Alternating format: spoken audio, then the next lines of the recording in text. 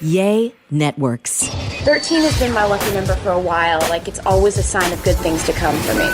This is 13, a Taylor Swift fan podcast, breaking down every song, every Easter egg, every era, and every theory. Hosted by the biggest Swifties, Nick Adams, Anna Cassiejos, Amy Nichols, and Lacey G. Welcome to 13, a Taylor Swift fan podcast. I'm Nick Adams. I'm Anna. Amy. And I'm Lacey G. And I just feel like there's something that we haven't talked about yet that's been in the news for several days. Right, it's big. It's a really big news, but for some reason we just haven't talked about it yet. We were getting up is it? nightly, all 6 nights of the show in LA. Y'all, I know what it is. What? I won the predictions game. No. I feel like it was bigger than that. I remember. 1989 Taylor's version is coming! Apologies, this is the first time we could get together to talk about I know. I know. What are we doing here? A podcast about Taylor Swift? So, yes, she announced 1989 Taylor's version is coming on the very last night of the Eras Tour in LA, the first leg of the U.S. tour. Mm-hmm. And if for some reason you missed it, here's a little bit of her announcement. Here we are on the last night of the U.S. leg of the Eras Tour in the 8th month of the year.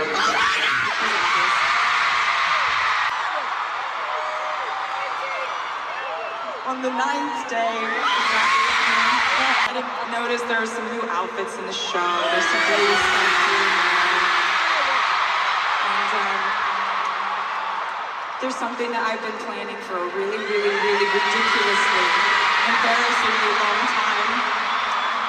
And I think instead of just like telling you about it, I think I'll just sort of show you something I've been excited to show you.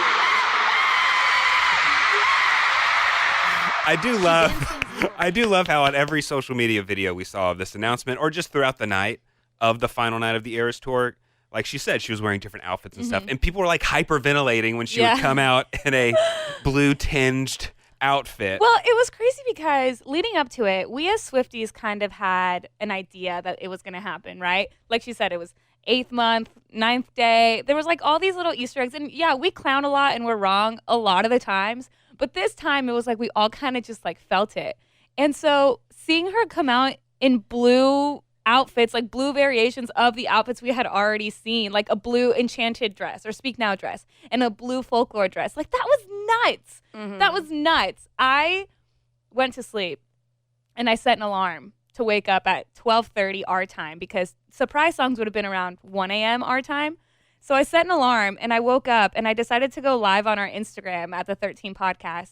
And by the time that I got on there, it was during Folklore. So I logged on and she was wearing a blue Folklore dress and I was like, I'm sorry. So I like went back on social media to see that she had worn the blue Speak Now dress. And like, I was like, oh my God, this is nuts. I was hanging out with our listeners and then we were like, is she going to come out in a blue 1989 dress? Because that would be the most telling, right? Yeah. And then she did. It was nuts. Oh my God. It was nuts. She's crazy. It was amazing. But you said that we were just super sleuthing and kind of figuring this out. But SoFi Stadium was putting out stuff. And then was it also Taylor Nation that was tweeting about 1989 leading up to the LA shows? So there was a lot of speculation, but for good reason. Oh, yeah. That this was going to happen. Kiss FM in LA changed their logo to, what was it? It was like Swift FM. Yeah, I mean, something. Everybody was amped up for this announcement. However, I was still shocked whenever it happened. I'm not going to lie. Just because she's such the queen of bait and switch. Is she going to announce 1989 or is she just going to fool us again and release something else? That's what I didn't know. So I fell asleep, guilty. I fell asleep, did not have an alarm set.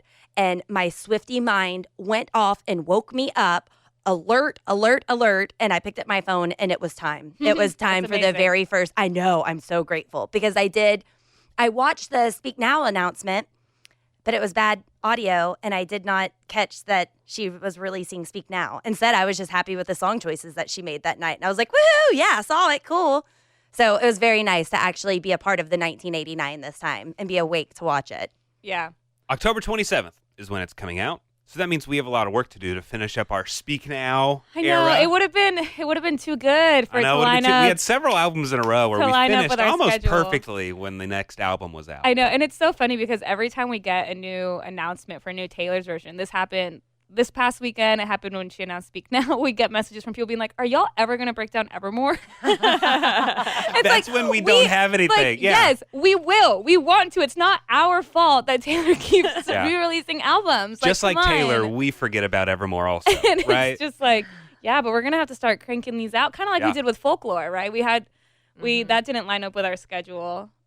So remind me, I'm trying to think out loud. Remember when she was on Stephen Colbert? How long ago was it when she had the poster board with the pizza and all the It clues was, about 1989? What year was that? 2021. Okay, so it's been 2 years. Yeah. Since we thought this was coming. And then, so there were all the clues on the Colbert interview that pointed to 1989. And then what happened? Is that when the lawsuits about 1989 and Shake It Off started coming out? She had to So the theory change was, the lineup. the theory was then 1989 was coming, but then, oh no, there's legal trouble. She has to pivot and release something else. And then she released Red, right? Yeah. Wasn't that the idea? Jim, the Yeah, idea? she released Red, and then Red, Taylor's version, had a really long era, Yeah, it was I like guess. 6 months leading up to it. Right, and we thought we were going to get 1989 after that, but then we ended up getting Midnights. Yeah.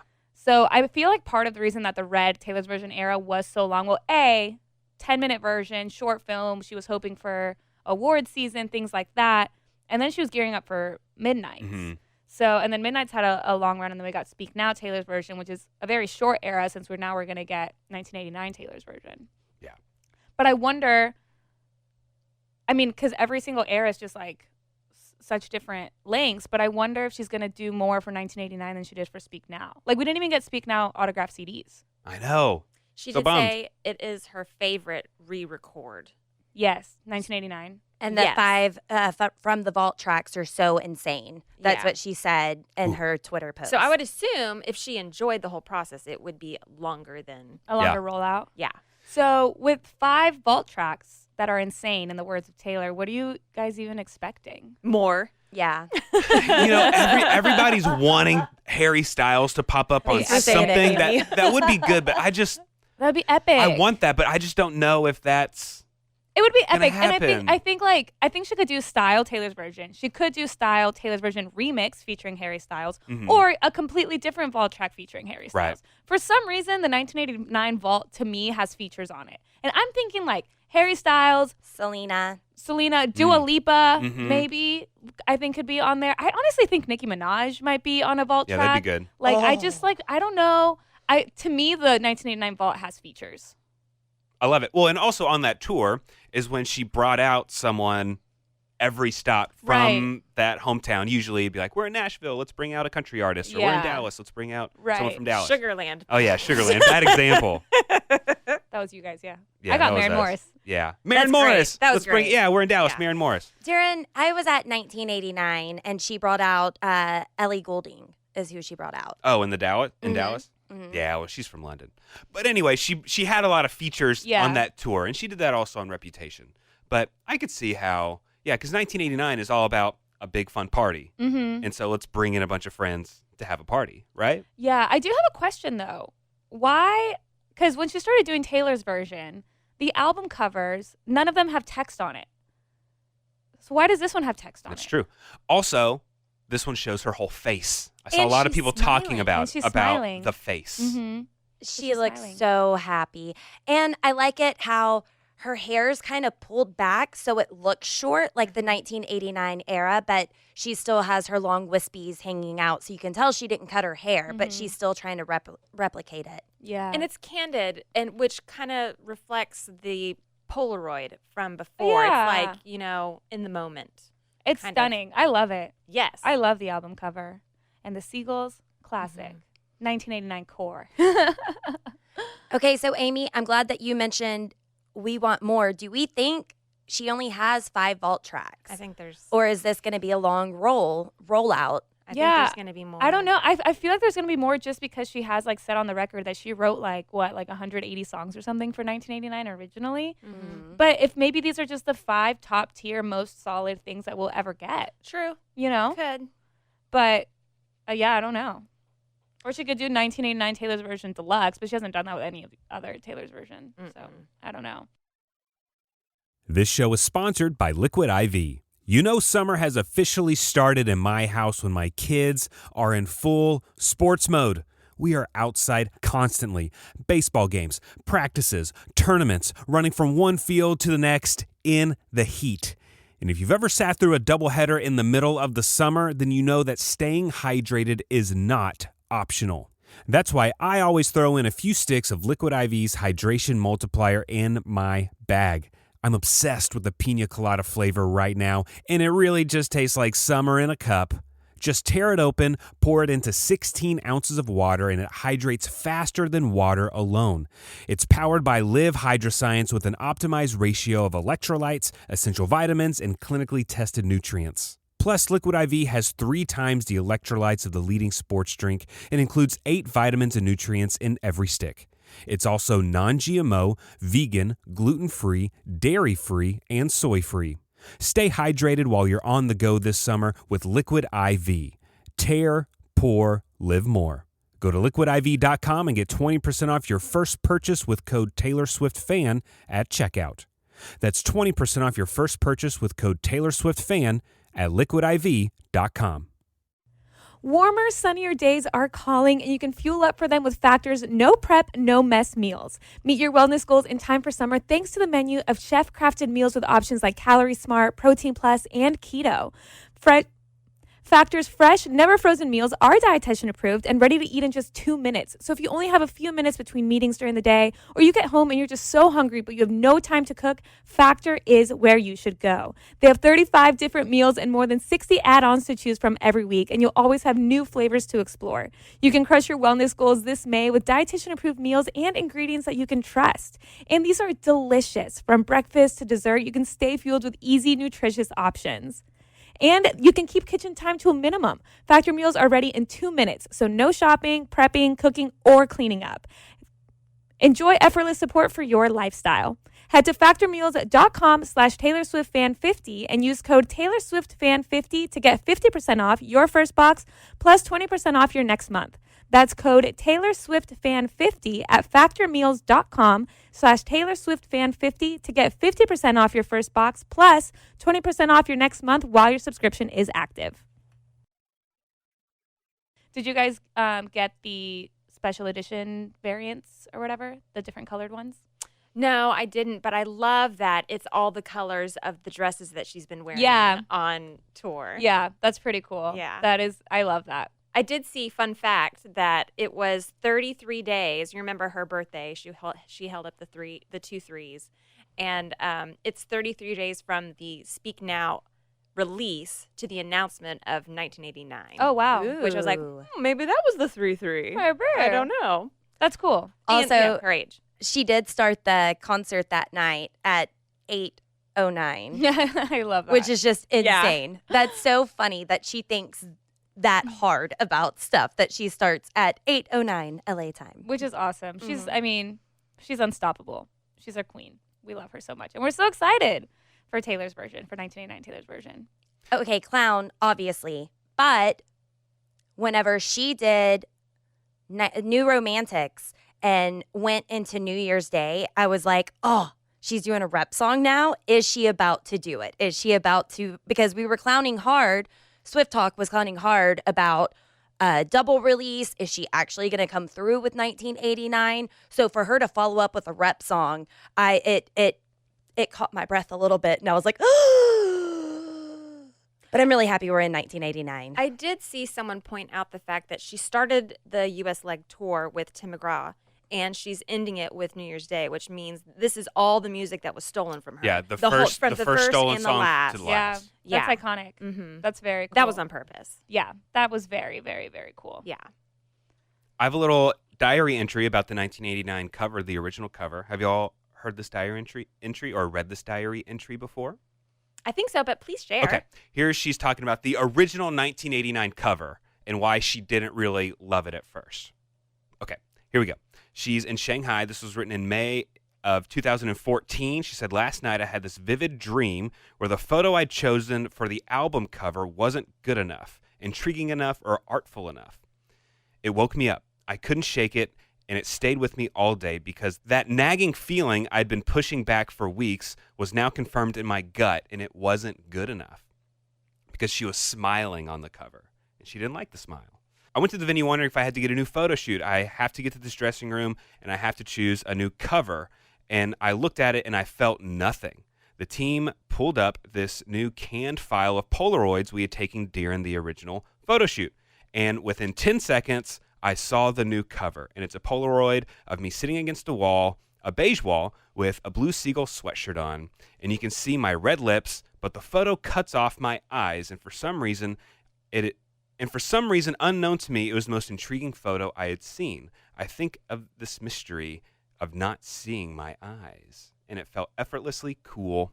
So that's how she chose. She didn't love how she looked. Yeah. Wasn't On the that original, it had like her full face, and she was smiling. Yeah. She didn't love it. And all of the Polaroids, they were all numbered. And the one that she ended up picking, What's 13? of course.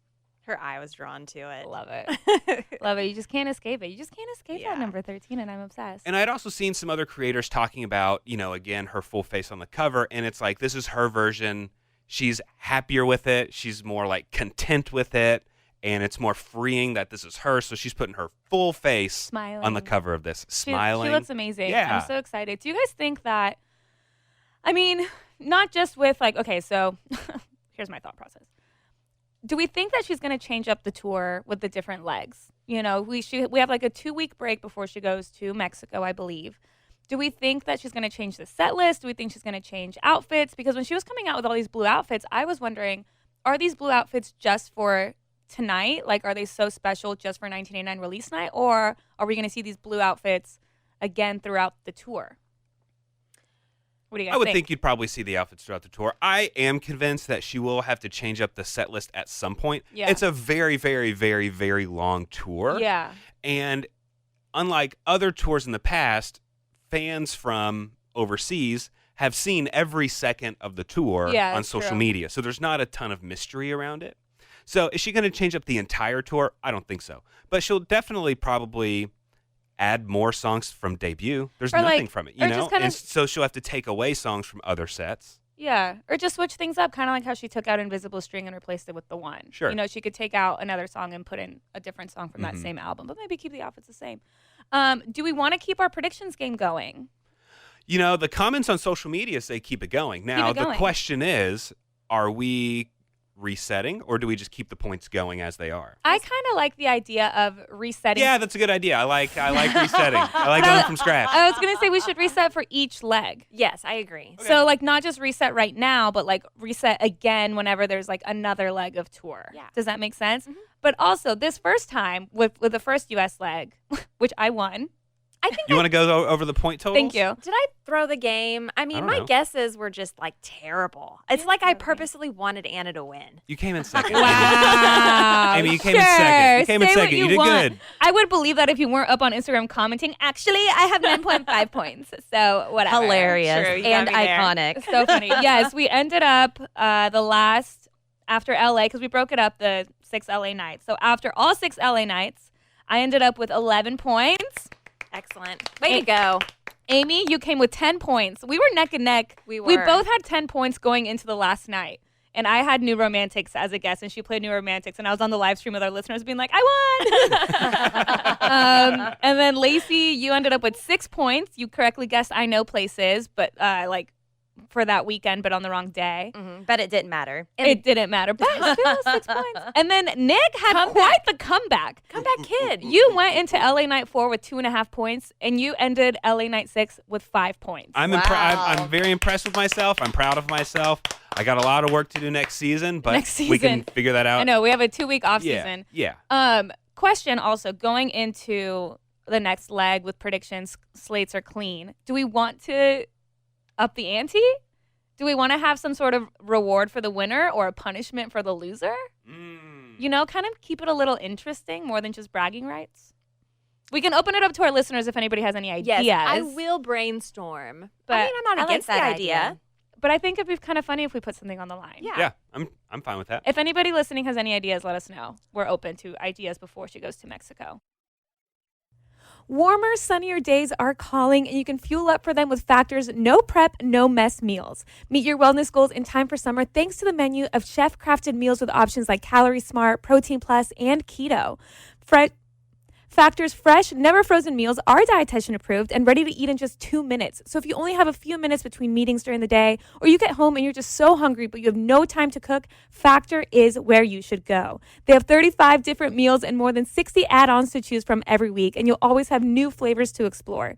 You can crush your wellness goals this May with dietitian approved meals and ingredients that you can trust.